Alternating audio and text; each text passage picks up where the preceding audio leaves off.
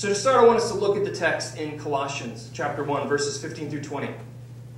So we read, beginning in verse 15, it says, "He is the image of the invisible God, the firstborn of all creation."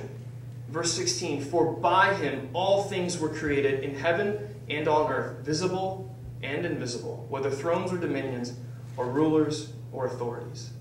All things were created through him and for him." In verse 17 it says, "And he is before all things, and in him all things hold together." 18, "And he is the head of the body, the church. He is the beginning, the firstborn from the dead, that in everything he might be preeminent." And then in verse 19, "For in him all the fullness of God was pleased to dwell, and through him to reconcile to himself all things, whether on earth or in heaven, making peace by the blood of his cross." First thing I want to do is really just kind of hit the fact that there are four major movements, four major chapters, four major themes in the story of God that we see unfolding in the Scriptures.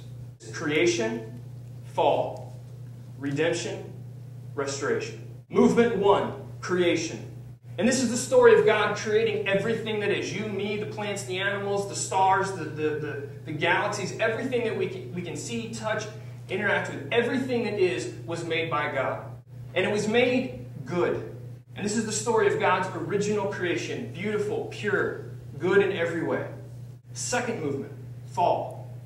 And this is the part in the story where our first parents, Adam and Eve, made a horrendous and critical decision to walk in such a way where they decided to try and live their lives outside of God's gracious and providential reign and rule over them. And in that moment, rebellion entered into the relationship between humanity and God, and everything in creation as a result has suffered from that. It's broken. And so ever since then as well, we have inherited this rebellious nature where we are born and live our lives in thought, word, deed, every way, shape, fashion, and form, living in opposition and resistance to God's gracious rule and reign in our lives. So creation, fall. And then the third movement, the third major theme that we see unveiled in the story of God throughout the Scriptures is redemption. And this is a beautiful part in the story, because this is where God did something for us that we can't do for ourselves. Something that we don't deserve, something that we can't earn, and something that, frankly, if God hadn't have stepped in, we would be lost. And so the movement of redemption, God the Father sends God the Son, Jesus Christ, to live the perfect life we should have lived but did not.